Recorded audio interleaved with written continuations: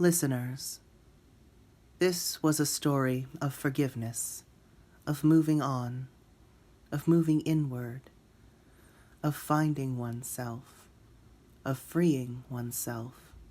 Or perhaps it was none of those. As in a Greek tragedy, the lesson is not always as it appears.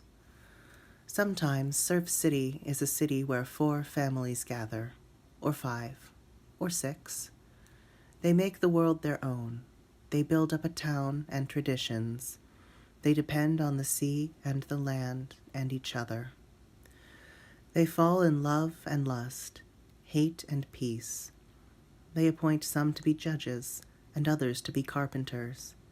They rarely appoint lawyers, though an arbiter is an important position in small local matters. They raise their kids to intertwine and mix and do the same as them, on a smaller scale, of course. In a way, though we of the cosmic coach them, the founding of a new place is founded by new gods, small gods, people looking not to be deities, but looking to be something or someone greater to whom a slight, small, middling sort of godhood is given. Sure, other names are applied. The word legend, for instance, the mythic tall tale of the Old West, Johnny Appleseed, who fed and grew like a peaceful Americana anti-Dionysian or Demeter-driven figure. We watch them, create gods from myths and from average people, we of the cosmic. Our job is to watch and watch alone. Our job is to advise. And when we fail that, well, that is when what happens happens. And it was never meant to go as far as it went. To be pale and blinded should not have happened, nor to be stripped of your actual heritage as a lycanthrope, nor to be shunned or shamed or alienated for things beyond your control. To these siblings of Surf City, these siblings, it should never have happened. Their founder, their ancestor, sowed so much discord just being himself, being free. He was not a settler, nor could he be settled, not tame, not timid, and not human. Ben carries his face, Mace his nature, and Edgar his strength. They are the 3 facets of his being made manifest. They carry the lightness of his heart and the blackness of his soul. It is only when they are honest that they begin to see and to care, and Ben, who was angry, cannot carry his anger forever. He extends the half of the locket that was buried, like a sizzling hot mark onto his collarbone, outwards to them. He wants to accuse them, has envisioned in his loneliness of accusing them. Wrenching it from his skin gave a satisfied sort of pop sound. It glows gold in this world, and Julie has to turn away, wincing, for the color is too strong. She is no longer used to the lines of strong color from a world she'd left not so long ago. Our Lady in Green must also turn away from it. But the siblings are not swayed from it, and this is where the lesson changes, and we must learn things. We must learn why we must turn away from adoring them, from creating our own small gods out of their trials and victories. It was supposed to be a tale of forgiveness, but they were robbed of that. True, Edgar did scream, and all the foulness that left his lungs, all the words unsent, that did happen, and it filled the world with acrid air until he could breathe in again, and breathe in the blankness of untrapped air. He also did cry, welting, black, tears of ichor brought on by the coming and the spell of Our Lady in Green. His eyes filled with the colors of gold from the locket, the pupil, and he was healed. He spoke, but no one heard his exasperation, his admittance and vulnerability, his fear of spiders. No one heard but the formerly cursed Veric Omer. No one heard because the other interfered.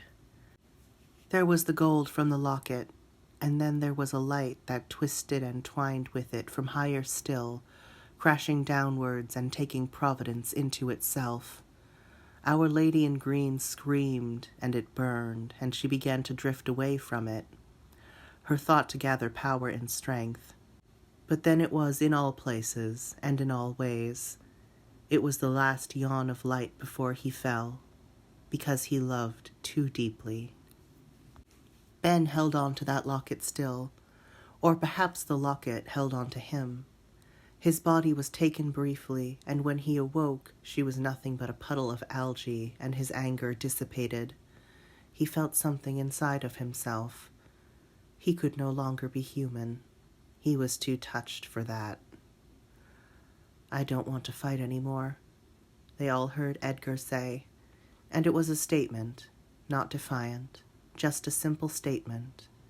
It was the statement of a child who wants something and is not looking for risk, nor reward, nor approval.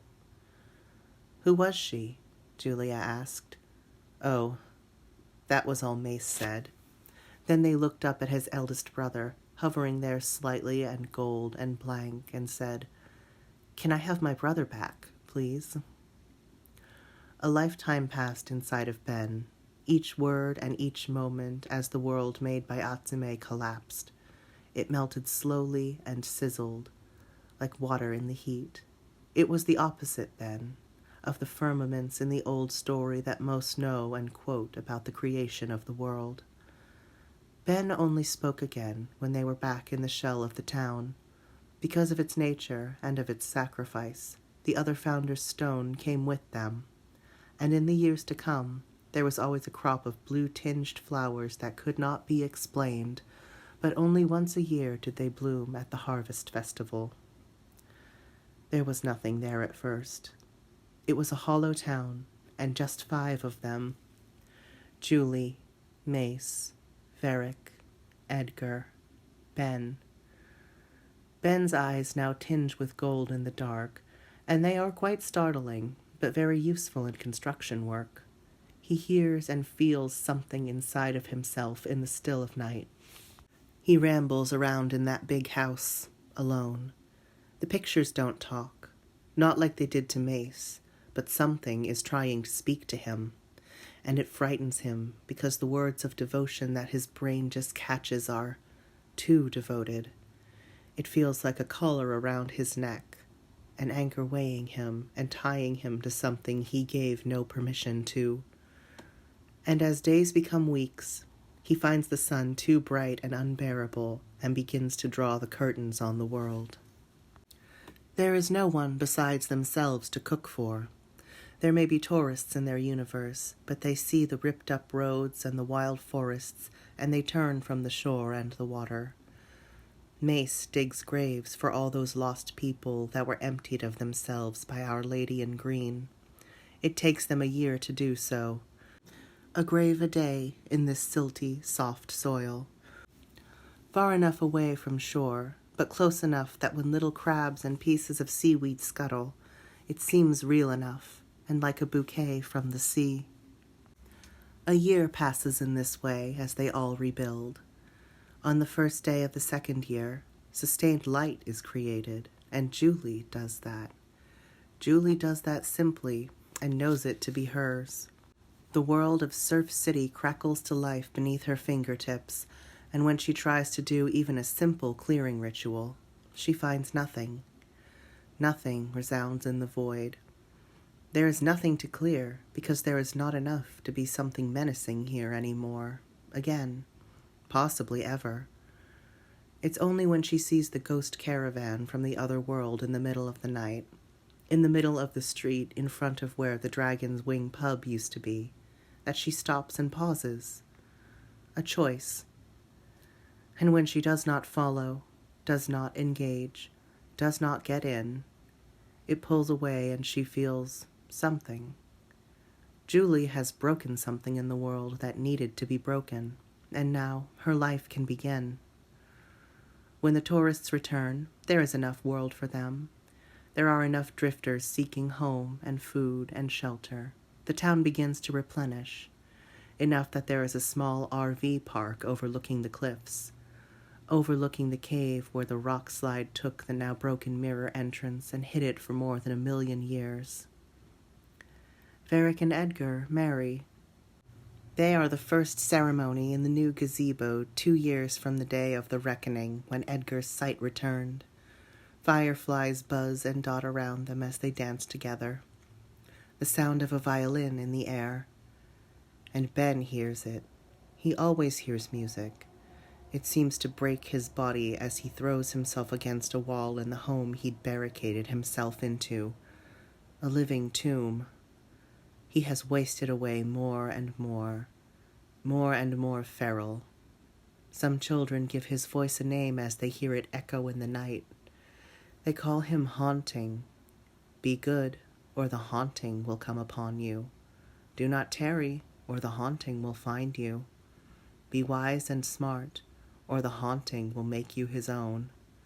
And soon, he will be too wild to be contained. But that is another story, for another time. Until next time, listeners, I am your voice of the cosmic.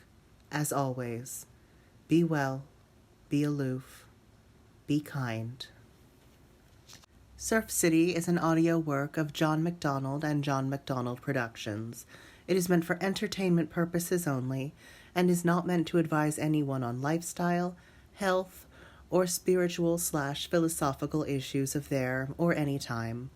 All opinions expressed are held by the characters and in some cases the creator of Surf City and Surf City Donuts, John MacDonald. Season 2's Cosmic Narrator is Jack Wyckes.